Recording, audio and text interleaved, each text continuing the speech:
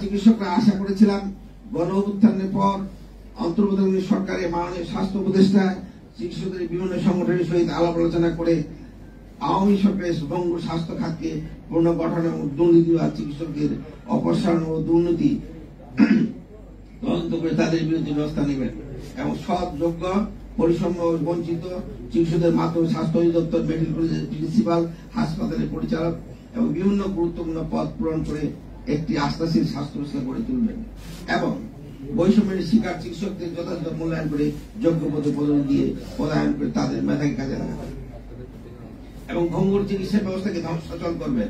কিন্তু আমরা গণ অভ্যুত্থানে 1 মাস হয়ে গেল তার কোনো পদক দেখতে পাচ্ছি না, বরং শান্তি মিছিলে অংশগ্রহণকারী, দুর্নীতিবাদ ও ছাত্র জনতা চিকিৎসা বাধা প্রদানকারী স্বৈরাচারী দোষর চিকিৎসকদের পদায়ন করার মাধ্যমে তাদের পুনর্বাসন করা হচ্ছে।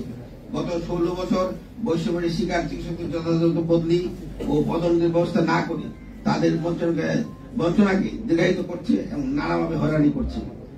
8ই আগস্ট নতুন সরকার গঠনের পর বাংলাদেশের সকল নাগরিক চিকিৎসক সমাজও আমরা আশা করেছিলাম বৈষম্য বিরোধী যে আশা নিয়ে পেশিবাদের পতন হয়েছে তার আলোকে বৈষম্যহীন নতুন স্বাস্থ্য ব্যবস্থা, কিন্তু স্বাস্থ্য ব্যবস্থা সংস্কারের শুরুতেই আমরা দেখলাম পেশিবাদী এবং মানবতা বিরোধী অপরাধের দায়ে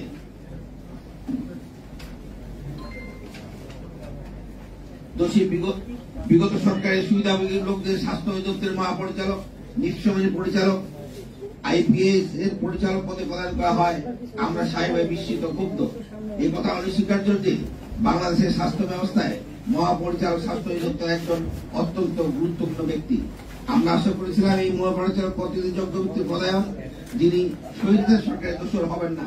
কিন্তু নতুন পদায়িত ব্যক্তি ডাক্তার রুবেদ আমিন পেশিবাদের একজন দোষর হিসাবে বিগত সরকারের সকল দুর্নীতি সিন্ডিকেটের একজন সক্রিয় সদস্য। 3-8-24 তারিখে ছাত্রজনতা আন্দোলনের বিরোধিতা করে পেশিবাদের দোষর চিকিৎসকদের অংশগ্রহণ যে শান্তি সমাবেশ করা হয়েছে, কেন্দ্রীয় সাহিত্য তার অন্যতম পরিকল্পনাকারী ও বাস্তবায়নকারী হিসেবে চিহ্নিত বর্তমান নিয়োগপ্রাপ্ত স্বাস্থ্য অধিদপ্তরের ভারপ্রাপ্ত মহাপরিচালক। ছাত্র জনতা আন্দোলন যে চেতনার বিরুদ্ধে সেই পেশিবাদী চেতনার ব্যক্তি উচ্চবিলাসী পদলোভী চিকিৎসককে বৈষম্য বিরোধী চিকিৎসক সমাজ কোনোভাবেই মেনে নিতে পারছে না। ডাক্তার রুবেদ আমিনের পেশাগত অসঙ্গতি। 2009 সালে আওয়ামী লীগ সরকার ক্ষমতায় আসার পরেই ডাক্তার রুবেদ আমিন সহকারী অধ্যাপক পদে ঢাকা মেডিকেল কলেজে যোগদান করেন। এখানে উল্লেখ্য যে ডাক্তার রুবেদ আমিন এইচআরএম চাকরি স্থায়ীকরণের যে তথ্য রয়েছে তা অসঙ্গতিপূর্ণ। সিনিয়র স্কুল পরীক্ষা পাস না করা সত্ত্বেও তাকে সহকারী অধ্যাপক পদে পদোন্নতি প্রদান করা হয়। বিধি অনুযায়ী সিনিয়র স্কুল পরীক্ষা পাস না করলে চাকরির 14 বছর পূর্তিতে সিনিয়র স্কুল পরীক্ষা থেকে অব্যাহতি প্রাপ্ত হয়। 14/9/97 সালে চাকরিতে প্রথম যোগদানকারী ডাক্তার রুবেদ আমিন নিয়ম অনুযায়ী 14/9/2011 সালের পূর্বে সহকারী অধ্যাপক পদে পদোন্নতি কোনোভাবেই সম্ভব নয়। পরবর্তীতে পেশিবাদী সরকারের পদায়ন করে এবং আবারও সকল বিধিমালা ভঙ্গ করে 18/12/2013 সালে সহযোগী অধ্যাপক এবং 18/2/2020 সালে অধ্যাপক পদে পদোন্নতি পেয়ে ঢাকা মেডিকেল কলেজে পদায়িত হয়ে যোগদান করেন। বাংলাদেশ সিভিল সার্ভিস পদোন্নতির জন্য পরীক্ষা বিধিমালা 2017 অনুচ্ছেদ 8(2) অনুযায়ী সিনিয়র স্কুলের পরীক্ষা পাস না করলে সর্বোচ্চ 5ম গ্রেড পর্যন্ত পদোন্নতির জন্য বিবেচিত হবে। এরপর তিনি আর পুনঃপদোন্নতির যোগ্য হবেন না। কিন্তু ডাক্তার রুবেদ আমিন পদোন্নতি প্রাপ্ত হয়ে 3য় গ্রেডের অধ্যাপক পদে যোগদান করেন।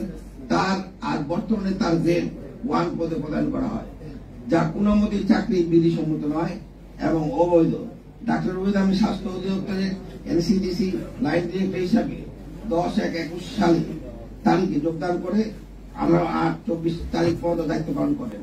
পেশিবাদের উন্নত ব্যক্তি হিসাবেই তাকে স্বাস্থ্য অধিদপ্তরের লাইন ডিরেক্টর পদে পদায়িত করা হয়। আশ্চর্যের বিষয়, তাকেই আবার বর্তমান বৈষম্য বিরোধী ছাত্র জনতা আন্দোলনের ফসল অন্তর্বর্তী সরকার 18/8/24 তারিখে স্বাস্থ্য অধিদপ্তরের ভারপ্রাপ্ত মহাপরিচালক হিসাবে পদায়ন করে। এই পেশিবাদের সুবিধাভোগী ব্যক্তিকে বিপ্লবের মাধ্যমে গঠিত অন্তর্বর্তী সরকার মহাপরিচালক পদে নিয়োগ প্রদানের যে সিদ্ধান্ত গ্রহণ করেছে তা বৈষম্যের শিকার চিকিৎসক কর্মীদের কাছে কোনো গ্রহণযোগ্য নয় এবং তাদের মধ্যে ক্ষোভের সৃষ্টি হয়েছে। তার এই বহিঃপ্রকাশ স্বাস্থ্য অধিদপ্তরের কর্মকর্তা কর্মচারীদের আন্দোলন এন ব্যক্তিকে মহাপ্রতির পদ থেকে প্রত্যাহার করতে হবে, অন্যথায় বৈষম্য বিরোধী চিকিৎসক ও কর্মচারীদের খুব প্রশমিত হবে না। ডাক্তার রুবেদ আহমেদের অনিয়ম গণ অভ্যুত্থানের সাথে মতাদর্শিক পার্থক্য ছাড়াও ডাক্তার রুবেদ আহমেদ একজন অভ্যাসগত দুর্নীতিপরায়ণ এবং নীতিভ্রষ্ট ব্যক্তি।